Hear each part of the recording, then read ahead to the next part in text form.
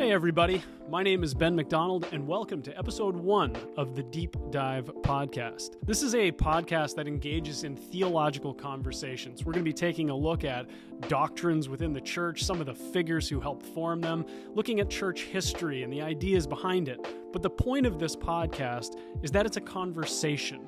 We don't want to be so much lecturing at you as we are inviting you into a space to come and hang out and to ask questions and play around with some ideas. Now, we had hoped to release this podcast at the very beginning of the year, but between people getting COVID and COVID restrictions shutting us down, and even sometimes the weather outside just barring us from even getting inside the building, we've been unable to record as much as we'd like to. So we are still hoping that we are going to be releasing a podcast once every week, but the format might change from time to time. Sometimes it's going to be Colin and I, sometimes it might be just me on my own, and other times we're going to have special guests. Now, we've already pre-recorded a couple of episodes, so in episode 1, you might hear us talking about getting ready for Christmas. You're not crazy. You haven't gone back in time. That's just because we've pre-recorded these shows. The last thing that I wanted to mention is that this podcast is brought to you by Deepwater Church in Nova Scotia, Canada, hence the title, The Deep Dive. And so in episode 1, we are going to be talking about the idea of reconciliation coming out of a sermon series we did right before Christmas called Reconciled. We're going to be taking a look at some of the figures of the church and what they had to say about the idea of reconciliation, specifically when it comes to the idea of atonement. Thank you for tuning in, and we hope you enjoy episode 1 of The Deep Dive.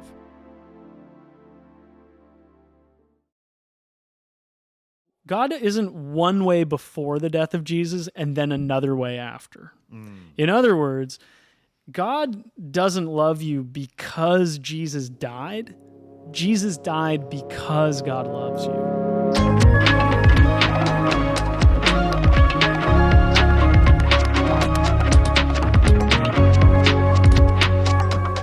Hey, it's the Deep Dive, the everyone's favorite theology podcast. Absolutely. I know it's mine. Theology conversations for a post-Christian age. Yes. And, Boom. That's what we got. I forgot our tag. Is that kind of the tag? That is the tag. Yeah. We're going to run with that until it goes. It is good. I like it. No, I like it as too. a tagline. How are you doing, Ben? I'm doing excellent, Colin. I'm Colin, yeah. So this is Colin. I'm Ben. Myself, yeah. So anything interesting and exciting from the weekend that you want to relay? It's Christmas time.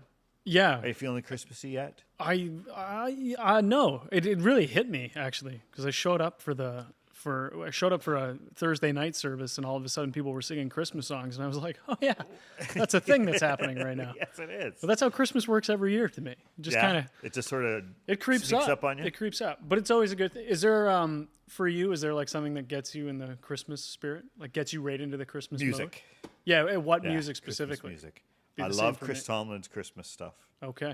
I know that may be generic and not too cool and hip, but I just think he does a great job. I'll be honest. Maybe this is total, like, not okay as a Christian on staff at a church. But bring it up. I don't know it. I don't even know the Chris album. Tomlin stuff? I know Chris Tomlin. Okay. I just don't know the. So I don't know the Christmas. Check Jeff it thinks out. I that's think very it's funny. called Glory in the Highest, or you can. I think there's even a podcast, or not podcast. Excuse me. I don't playlists promise that on I'm going to do this, Spotify. but I might check it out. Yeah. Yeah. He just does a good job. Good job. I'm with a dirty. Christmas I'm a music. heathen. I'm not. You But are I listen you to are a Christian I listen to music secular heathen. music. You know what music gets me into the Christmas spirit is What? the Chieftains. The Chieftains. I'm not familiar. They're a bunch of old guys. Look it up. Bunch of Okay. old dudes. Although they brought in they have a Christmas album called The Bells of Dublin. And it's all I don't even know. Some people hate this music, but they have actually. There's one song on that album with Jackson Browne called "The Rebel Jesus." Oh, and that gets me in the Christmas spirit every time. So that's my Christmas. that's why they killed Jesus. That's why we've been. I don't know if anyone's seen. You know what? We don't even know when necessarily this podcast is going to be released. So maybe we're going to be way past Christmas, and people are going to be like, "Hey, what's going on?" Yeah. But another relevant thing that you just raised there that everybody was roasting a Stephen Furtick clip from Elevation Church for comparing the death of Jesus to Old Town Road by Lil Nas X. That's why Jesus died. That's why. why Well, he actually, was this is a killed. good segue maybe he was into what we killed. want to kind of talk about today, Yes. though, isn't it? Killing and death and all those good things. No, well, Yeah. not quite, but we're wanting to talk about reconciliation. That was a sermon series that just wrapped up a week ago was good. here at Deepwater Church. It was fantastic. I have to say, I've never been to a church that has had a sermon series like that before. Yeah. Like, I just think that's brilliant. And I didn't even have to push for it. Like, I used to be the guy in the churches I've been a part of in the past. I was the guy who was like pushing issues of, general interest, like to social issues and such. I was that guy, and I would always have to push. I've never had to push here. It's already happening. It's true. Fantastic. You know what I noticed about it? Because I do think it's really cool. I think it's awesome that we did it. But, so we're doing this podcast is going to be talking about reconciliation more maybe from the theological standpoint. Right. Or going a little deeper. The sermon series was obviously theologically minded, but it is true. It was we've been talking a lot about, the indigenous schools issue going on and reconciliation with that, racial reconciliation.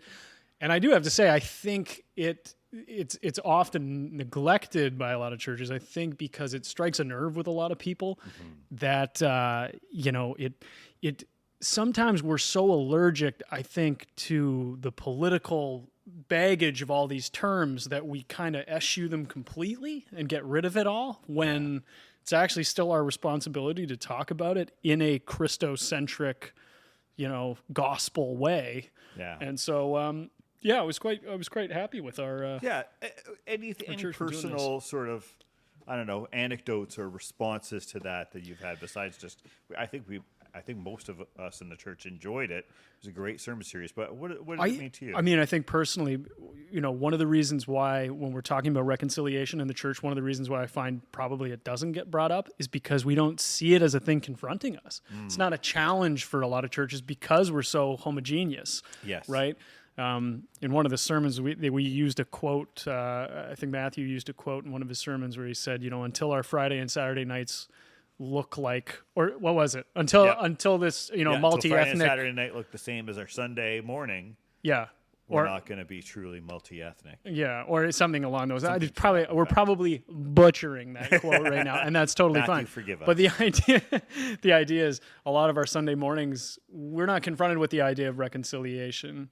And so to actually challenge us to go like, no, we have a multi-ethnic church here. This is something we do need to talk about. And I would say it left an impression on me in the sense that it's like, these are questions I don't attack from this angle very often. So it's challenging in that way, for sure. For me, I have a unique perspective on that level.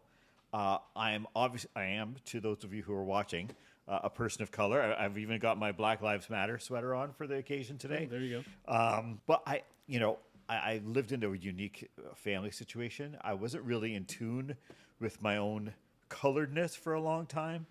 I had an interesting memory come to me through the series. I had a girl when I was in my early mid-20s, something like that. I had a girl I was dating break up with me because because her family would not accept me because I was not white. You see, these are the stories that people, I end up hearing this, and I absolutely go like, well, of course that sort of stuff has happened, but it's so hard for me to believe. Yes, it was hard and for so me it to shows believe a sort of blind spot for sure. Yeah, I do feel like there's kind of an opportunity. I know this is not necessarily where we planned on going, but like, how do you feel about, there's a lot of controversy around things like Black Lives Matter. These are political things that get then brought into the church. And I think some people go like, you don't want to support that kind of movement because it's a secular movement, for instance, and it deters us from the gospel. Like you wouldn't agree, obviously. I would not agree. And I think we probably need to save a lot of that for another podcast, but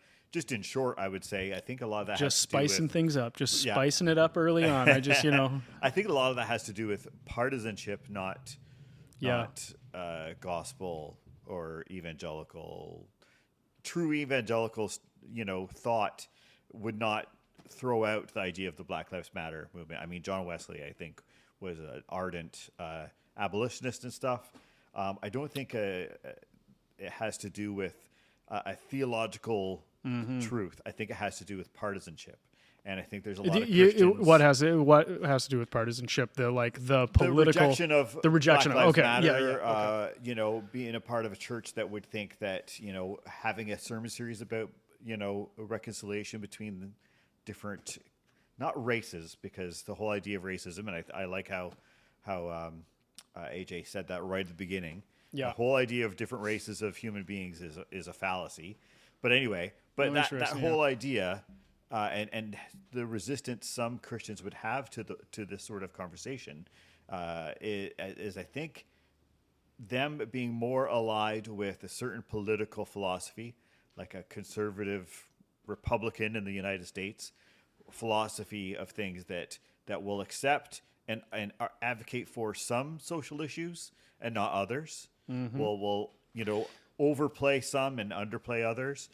And I think there's a lot of our brothers and sisters in the States, God bless them, who allow their theology to be shaped by what do political conservatives think. So then because this would be the argument though, is that we should do this on another podcast. Totally I know but I'm springing it on you now. But that by you wearing a sweater that says Black Lives Matter, you are saying I'm not actually supporting some bipartisan political motion. This is just a gospel thing that I'm for. It's just a truth. It's just a truth. You right. can't read the scriptures and say Black lives don't matter. Even though some people would say that there's so much ideology mixed into the movement that is Black Lives Matter. See, because I can recognize that. I agree with you on this, I think. But I think, given where we are on this conversation. But but I do get that, these things get often co-opted and led, and they're not. See, I often think that,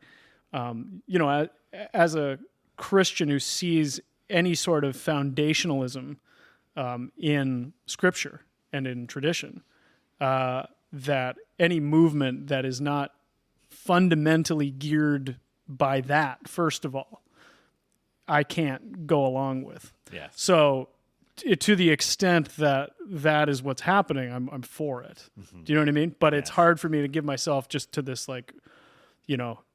if somebody were asked me, are you for Black Lives Matter? It's that's a difficult question, actually. To me, it is. Yes. The statement, of course I'm for. But, anyway, that is a whole thing. And but you could dig down into that, but I think that's true of many things. Mm-hmm. I mean, even for someone just to say that they're a Republican or what is the other thing? Democrat in the States, or a liberal or a conservative here. I did have to think about that. We are in Canada, so that's okay. That's right. So, to ally yourself with one of those, I think to some degree would also need qualification.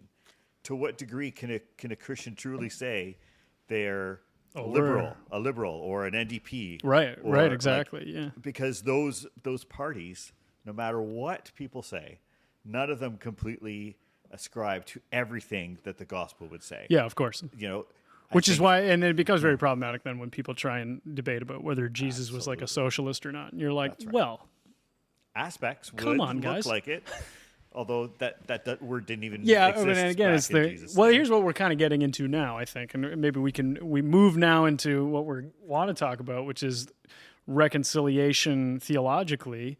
But it's, when you talk about a term, when you talk about Jesus, first of all, you're talking about something very complex as a historical person, as the second person of the Trinity, as the, to make it seem like I can understand all that is, without that being the life I live, as opposed to just data that I have in my mind, right? Mm-hmm. And in the same way, though, then we try and reduce it to terms like socialism, as though that can be reduced to one movement or something. These are all incredibly expansive issues that demand precision and careful readings. And I think people are so hyper binary when it comes to these things. They want to put it in black and white terms, that it becomes problematic very quickly. And so actually, let me just lead in then to what, one of the things we've been talking about, reconciliation sort of cross-culturally in the sermon series.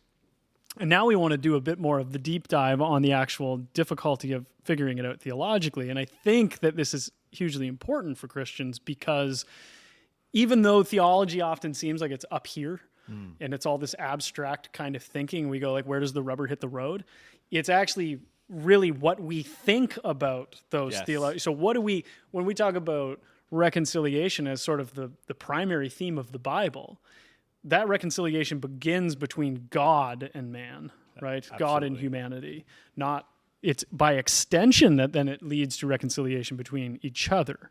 But if we don't first understand the relationship theologically, which might come with these, strange terms, and it might sound like it's difficult and academic at times, right? And therefore people feel like it's not of use to them.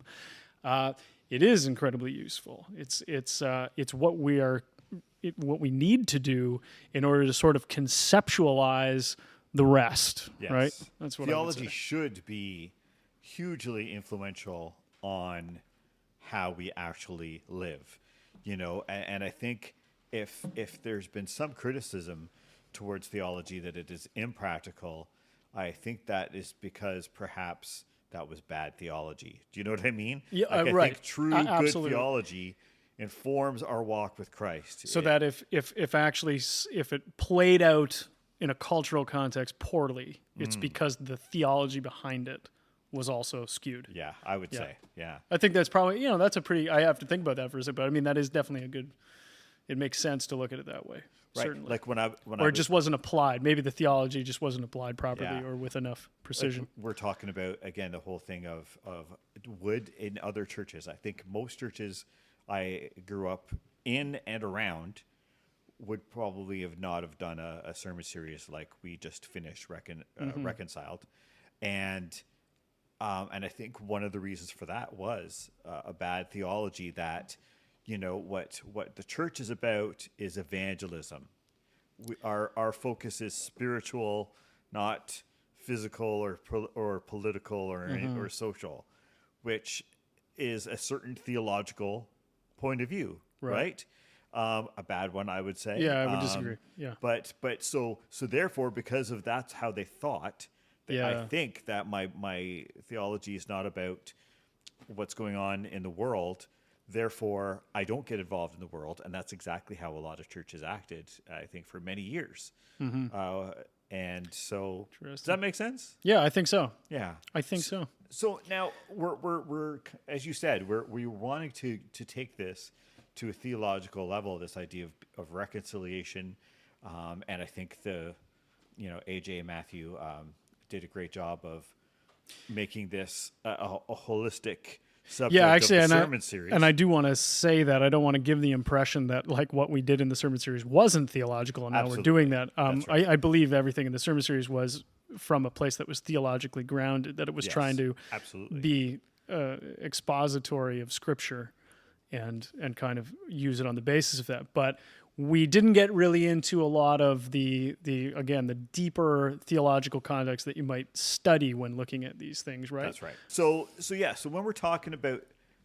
reconciliation between God and humanity theologically, what sort of words, what sort of terms are usually most often used, Ben? What would you say? Yeah, so typically when we're talking about, I mean, you could see reconciliation obviously as sort of the spanning theme that runs from Genesis to Revelation, right? That you have the fall of humanity and then the coming together again, that riff between God and his creation coming back together. And typically the word that we end up using when we talk about this, which finds its apex at the cross of Christ, is the word atonement. And this is a term, I think, when people think of atonement, they think often of theories. They think of sort of like several different models and ways of understanding that, and people get into a lot of debates about, which one is the best. What I find interesting at the get-go, when we use the word atonement, we were talking about this before the podcast, but the word is an invention of William Tyndale, right? Which translator of the Bible, English translator of the Bible, around the Reformation period. The word describes literally at-one-ment, right? Yes. So this coming together. So it is another word for to reconcile.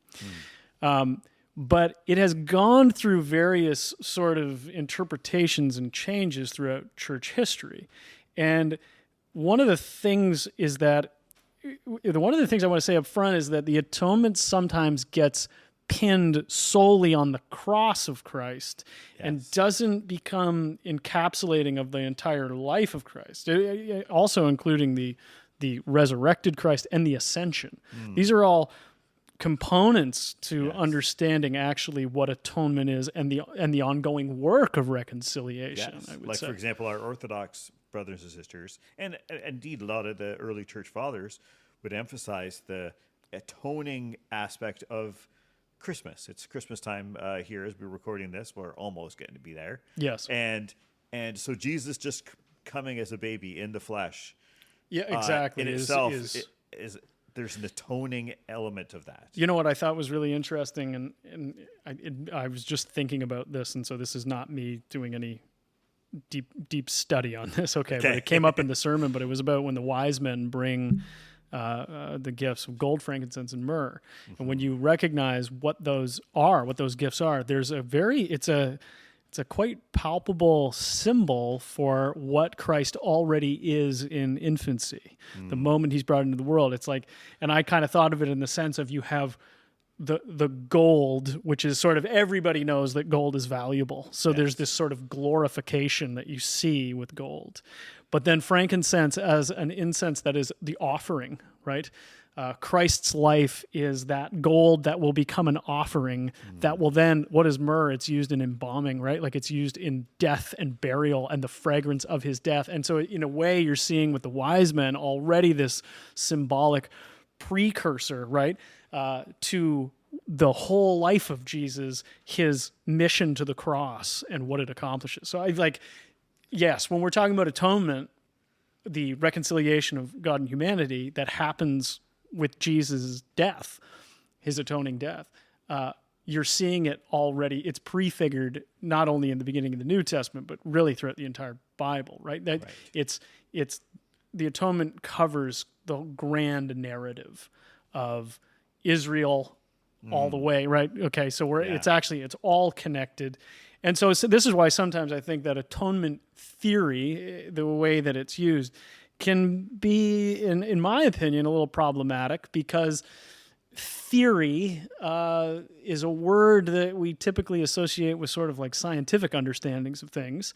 And that is what we're trying to do. I want to be clear in one sense. I mean, like, kind of the question we're asking is, why did Jesus have to die in order for there to be this reconciliation? And this is the thing we get tripped up on. Yeah. In what way does that death bring about reconciliation and atonement? Exactly. Yes. And to narrowly place that within the confines of a quote unquote theory, I think can be a little problematic. So we have to kind of, I think, place theory in its own context. When we talk about theory in a theological way, in a sense, we're using metaphor to kind of say, this is a helpful way of thinking about the actual like mechanisms of what's going on. Why does Jesus' death affect the salvation of all human beings, right? So you're saying there's lots of theories of atonement about what Jesus' death meant.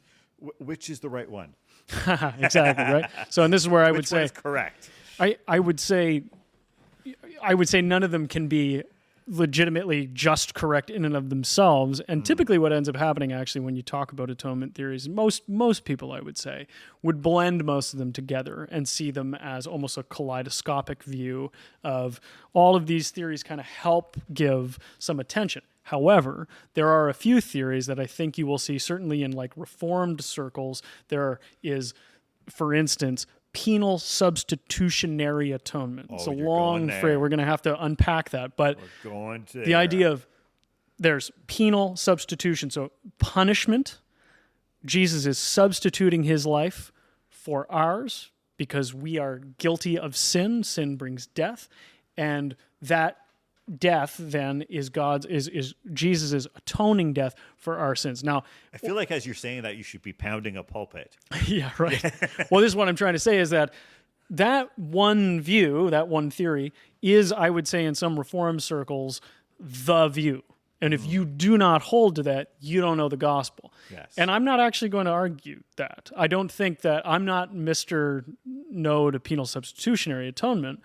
The problem is penal substitutionary atonement has also been, let's say, translated in a certain way that there are some who want to get rid of it completely because they see it as violent. I mean, one of the main reasons why that view of the atonement, that view of, okay, and just to make sure I'm breaking it down enough for everybody.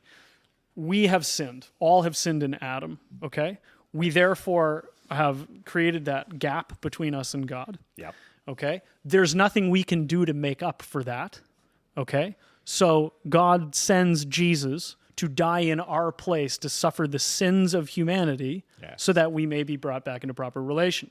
Now, there's almost everything correct about that. The problem is that sometimes this can get translated into saying God was really angry and so somebody needed to pay for it and he killed his son as a result. Now, you can see where the language, it's not even, it's almost semantic, but you're going, there's something wrong about that narrative suddenly. That's right. Where we end up with an image where God is wrathful. He's angry with us because we've sinned, and so I got to have my whipping boy, right? Somebody's got to pay. Yeah. That's a monstrosity, that's a monstrous view. That's an evil caricature, right? Of what and to the people, to the proponents of penal substitutionary atonement, who truly, I think, are trying to uphold that. I know none of them would say that's what they're trying to convey, but oftentimes it seems like that's the message that gets brought out. So there's a couple of other theories that have competed with it. For instance, Christus Victor would be the other one, Christ the Victor. This theory, which was given, it really, I would say all of these theories in some sense go back to early church reflections on this. Yes. That's part of the argument. And are biblical. For sure. For sure. However, people will argue things like penal substitutionary atonement really comes into play only after Calvin. Okay. Gustav Allen in the early 20th century? Mid 20th century, wrote the book Christus Victor, which kind of reinterpreted Christus Victor as another interpretation of this. That view then emphasizes just something different, okay? It's not necessarily opposed. I just want to say that. They're not necessarily in conflict with each other. But this is now saying that the reconciliation between God and humanity happens as this rescue mission of Jesus coming and defeating the powers of sin and death. He is victorious over those powers that we have been held in bondage to. Yes. So you can see similar where these to are an not Exodus sort of imagery. Totally similar to an Exodus, right? I mean, and as a matter of fact, that's what gives Christus Victor such prominence, and is probably where, like, for me, that is maybe the interpretation I lean more toward in terms of emphasis, in terms of my own evangelizing of like what's really going on here, because the idea that this is Christ rescuing us from the bondage we've put ourselves in. Is it's more a story of God's defeat of sin and death rather than purely a transactional payment that somebody had to make up for. Yes. And that God just couldn't forgive without, Now, like I said, that's not necessarily what penal substitution is having to talk about. And this goes into some of the other theories that we could maybe go into. One of my favorites is called the Fishhook theory of atonement. This is often neglected. Not a lot of people talk about this one anymore. It was brought up by Gregory of Nyssa, who was an early church father. I think I know what you're talking about. You might have heard this one before. I don't know if I've heard it called, but the fishhook. So literally, fishhook, when you think of a fishhook, this is literally the idea that God deceives the devil. Yes. So we've sinned, okay? We've all fallen into sin. The only thing that can make up for that sin is for human nature to be, brought out of that sinful state. So Jesus becomes, in the incarnation, fully human and dies as a human being.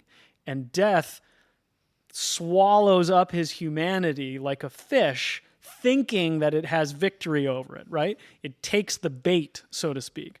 But because Jesus is fully God and fully man, death has no power over his life. So in trying to take him in death, God destroys death. Yes. Now you can see where that is like, it's almost too mechanistic to us in the sense that we don't want to think of it literally. But in terms of its actual, its quality as a story to help us understand what's going on, it can be actually quite effective. It mirrors the story of Jonah, for instance, and the swallowing of the whale, so it gives this idea, though, that how did God defeat the sin and death in the world? Well, he entered into it fully and filled it with love, essentially, yes. Right? I mean, like that. It's like, how does he defeat death? Well, he enters into it as perfect love, as perfected, sinless humanity. Death, you can't. It's like I'm going to give a really bad analogy here, but it's like Okay. in Aladdin. Yes. At the very end when Jafar is like, he becomes the genie and then he doesn't realize that it's like, hey, dude, that means you're now a genie. You're now stuck, right? Yes. Like, it's like death entered into a territory that it cashed a void check. Yes. You know what I mean? And this was actually a popular interpretation of the reconciliation that happens between God and humanity in the early church. I think I've heard some pushback on that, in the idea that it's the basic idea of that theory is that God is tricky. Right? Yeah, right. That seems to go against the character of God in some people's views, that God would trick Satan, That or he would trick deceive whatever. anybody, even if it was the Yes. devil. Yeah. Well, I mean, I think that's where you can kind of take that language with a grain of salt and go, in the same way that we have to take, another theory that we've already sort of touched on, actually. It's just been reinterpreted as ransom theory. So Paul talks about Jesus' life as a ransom for many. Yes. Okay. So Jesus himself said that. So too. the idea of ransom is there. Okay, we have to deal with it. It's not like, so the idea of a ransom transactional, the thing is how far do you want to push these analogies in Yes. terms of, right, where are they helpful and when do they? And I think that's why it's helpful to have a grasp on many of them, because if you take one too far, it's Right. kind of twisted out of shape. Well, that's exactly where I But would if say you keep with, them all in balance with each other, you then it have can a help. rich, nuanced understanding. I think of- that's where I would kind of, to the discussion on penal substitutionary atonement, where its bad version is people saying God was angry, needed a whipping boy in order to, okay. But in a correct understanding, it's still the motive of there is punishment happening. The question is, where is it being bore out? I mean, Paul says, I don't want to actually quote the verse because I'll probably get it wrong, but Paul says, Christ became sin who knew no sin. 2 Corinthians 5:21, right? 5:21? Okay. 2 Corinthians, that's where I was. Did I say 2 Corinthians? Yeah, I did. I think so. 5:21 though. He became sin who knew no sin. So is God wrathful at sin? Of course. Is wrath being poured out? Of course. But it's being poured out on sin. Exactly. And I mean, not on Jesus. and Christ has become sin. Now, here's why this is why I like we've kind of given a mishmash of everything here. But here's the thing that I think is really important to get out of this. In the early church, you had the first ecumenical councils. They came together and they were all talking about the nature and deity of Christ. They were trying to figure this stuff out. And one of the things they came to was this idea that can be said like this: that which is not assumed is not redeemed. So in talking about the idea of Christ as fully God and fully man, part of the understanding of our reconciliation, how is Christ's death vicarious for me? Like how is it vicarious? How am I affected by him doing it? Right? Christ becomes fully human, as in he embodies human nature. Yes. Okay? He is the second Adam. Yeah. And so this idea of he has to be fully man and fully God, not like 50% of both. He's got to be 100% both. And that's the mystery of the hypostatic union, that's called in theology, right? He has to be fully both because in order to save us from sin, he has to take everything that is sinful. Right. And Paul is saying literally become it. Yeah. And have it defeated by his divinity, right? Yeah. By his perfect goodness and love. Whereas Irenaeus and Athanasius and some other church fathers whose name is eluding me, Christ became what we are so that we could become what he is. Yes, right. That's another. Right? He assumes. So that which is not assumed is not redeemed. If Christ does not become fully human, then it doesn't matter that it wouldn't affect us. That's right. Basically. And now this is where, and I think this is also important, where in the church tradition, this affects the understanding of things like baptism, for instance. How is Christ's death, how does the reconciliation that happens between humanity and God in Christ's death, how do I participate in that? How am I brought into that? And this is where the idea of like, you confess it with your lips. You die in baptism. What you are doing is dying to sin as Christ died and entering into new life. So one of the things that we talk about when we talk about this reconciliation is like, well, and I've heard this question, especially from young people, where if Christ died on the cross, why do I still have to die? Why am I still facing death? And it's sort of a misunderstanding. It's going, no, what Christ has done is made your death now efficacious for salvation. You see, it's actually now through your death, through participating in the death of Christ, because it's been taken, because the death itself has been taken into God. That's right. You actually enter into life through death. Mm. That's the radical gospel right there. I mean, that's the incredible, like, he's defeated death. How? He entered into it fully. He became sin that knew no sin. If we put it in those terms, I think we can start to understand where this is not this contemporary picture that gets painted of simply wrathful deity wanting his pound of flesh. This is rescue mission. You were dead in your sin. So Jesus, the second person of the Trinity, God himself, the judge judged in our place is how Karl Barth put it. The judge gets off the bench and enters into the very punishment, okay? Now, you can see where that language is difficult for some people to take, especially today. They don't like the idea that, like, I deserve punishment for, okay? But it's absolutely a part of what we have to, understand in the reconciling death of Jesus, is that sin did need to be dealt with. There needed to be justice, but it's all done on the side of God, right? And what's funny is the last thing I want to say just about this, is that John Calvin, is often painted in a very negative light when people bash penal substitutionary atonement. Okay, and probably not for no reason at all. Yeah. Okay, he had some views we could probably talk about. All right, double predestination, the idea that God predestines people for heaven and for hell. Okay, yes. But that can be reinterpreted, and also Calvin mentioned it once in the entire Institutes. But I just want to say this, that even Calvin notes this very important point that we have to remember when we're talking about atonement, and that is, because God is immutable and unchangeable, God isn't one way before the death of Jesus and then another way after. In other words, God doesn't love you because Jesus died. Jesus died because God loves you. Yes. And that right there is the kind of sticking, to me, that's one of the main theological points that gets misheard or misrepresented when we start talking about these atonement theories or ways of understanding it. Before the cross, God is angry, wrathful, cruel, even. Right.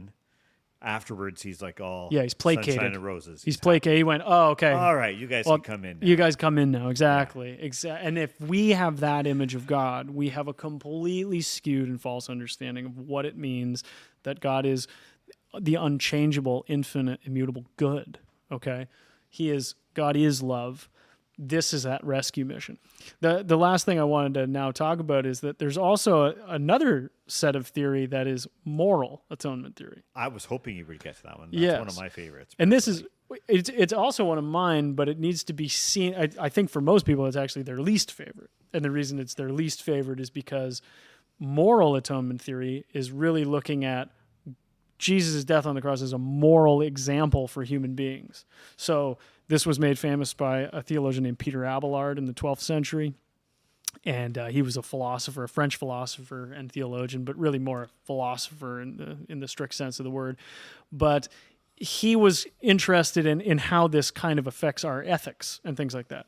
Now, the problem with this is that if you just isolate the theory, then Jesus' death is not really something that God is doing for humanity. It's something that, like, humanity just needs to learn from, and it's all very nice, and it's a symbol, but it isn't this sort of cosmic reality of something that actually occurred. It doesn't have a metaphysical component to it, right, the way the other ones do. And so that's where I think what Abelard had kind of started and what's then been taken by others and I think expanded on is really important and really useful, but it needs to be coupled with these sort of more theologically lofty ones, okay? So, but I will say, to your point, because you said this is one of your favorite ones. Yes. this one perhaps is the one that most radically shifted my understanding of the atonement as well. But it didn't come through Abelard for me. It came through a writer named René Girard.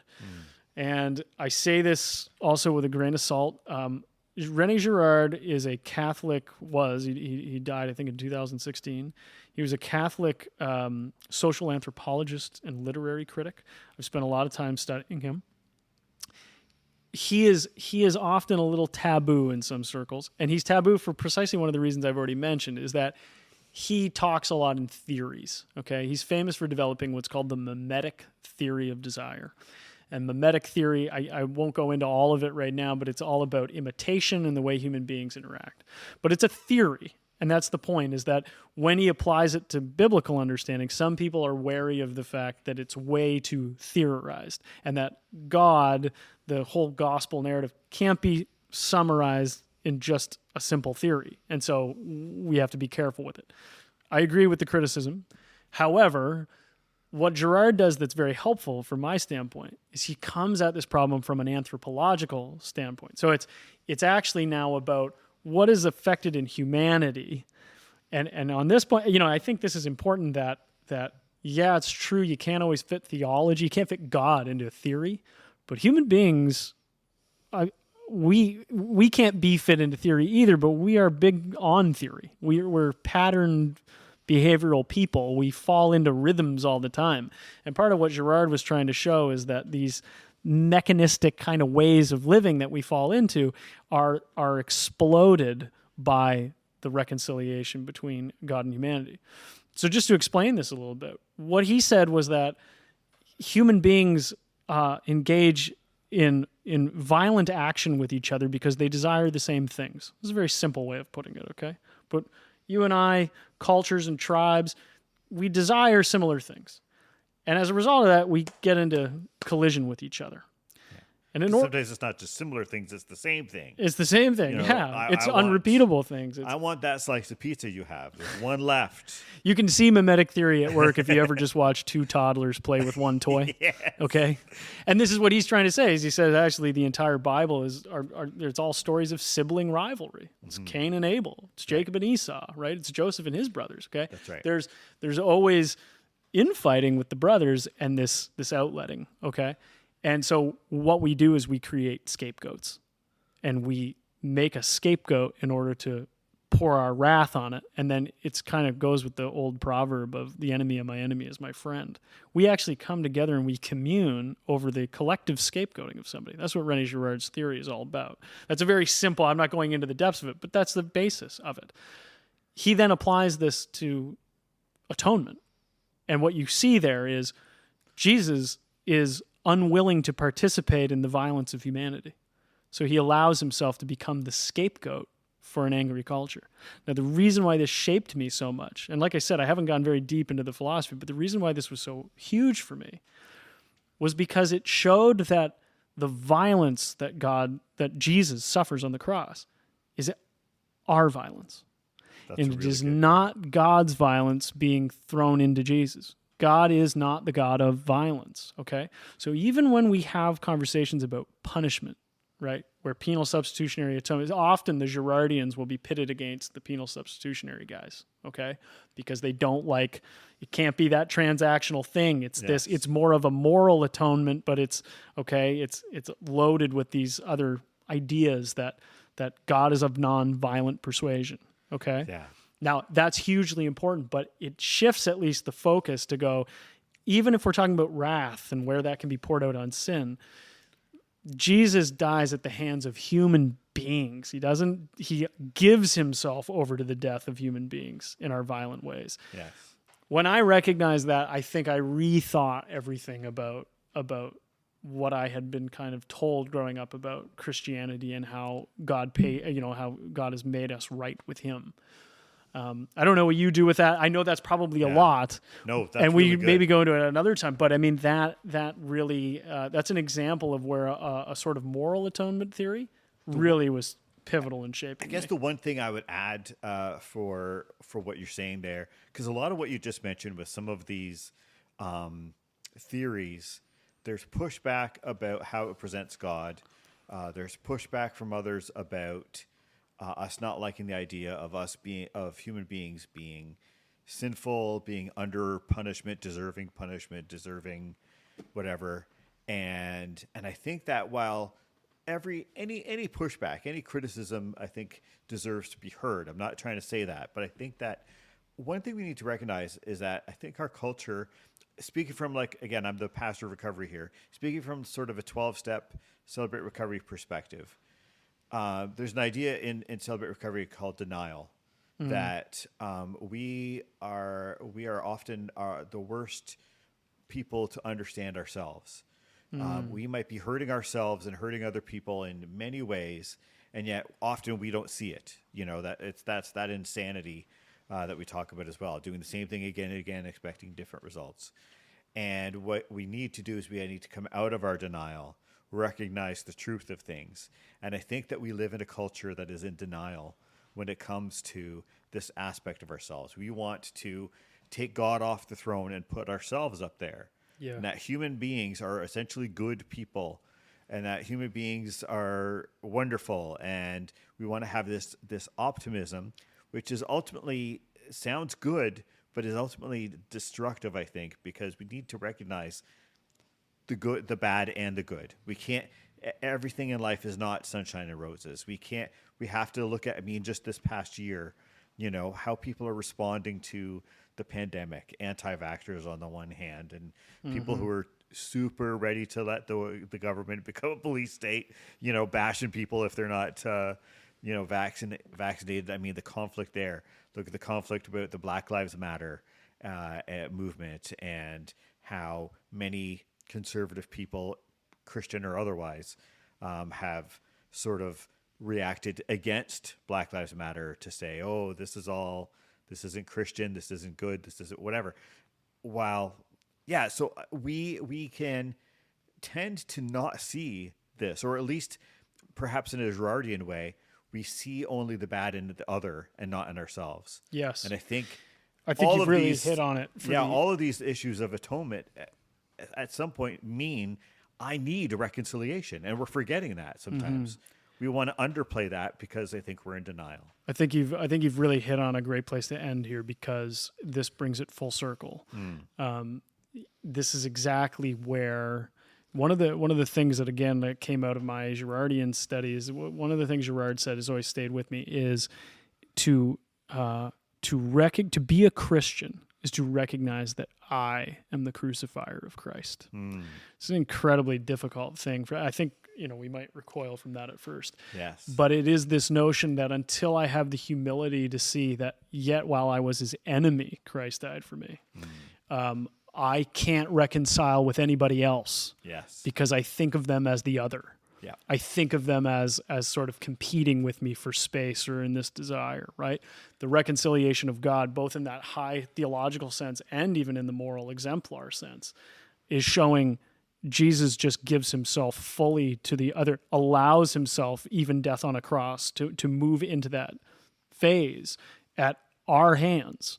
And if we don't recognize that sort of line within us, how can we ever reconcile with our brothers and sisters of any other stripe, right? Absolutely. And so again, one of the things that kind of pours out of this that I just really like from Girard is that while there is a sort of wrath that's poured out on sin, God ends up becoming this God of nonviolence in this understanding, where we end up recognizing that for us to enter into violence is cyclical and it perpetuates itself. Yes. And the atonement of the cross, the atonement of Christ, the reconciliation of God in his creation, is this act of completely laying down himself in order to not participate in that violent act and bring rightness with God.